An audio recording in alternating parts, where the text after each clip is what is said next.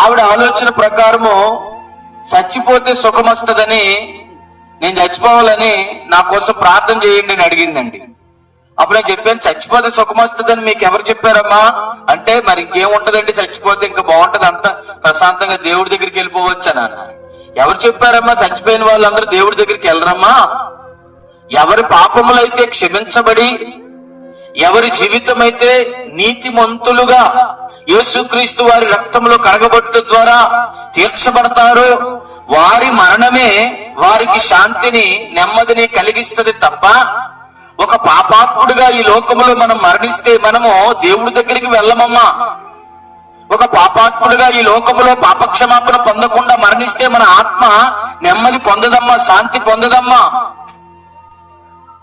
అందుకే మనిషి మరణము తర్వాత నెమ్మది పొందాలి అనే ఆలోచన గనక ఉంటే, మరణానికి ముందు మన పాపములను క్షమించే యేసుక్రీస్తును మన సొంత రక్షకుడుగా దేవుడుగా మనము నమ్మాలి, తెలుసుకోవాలి.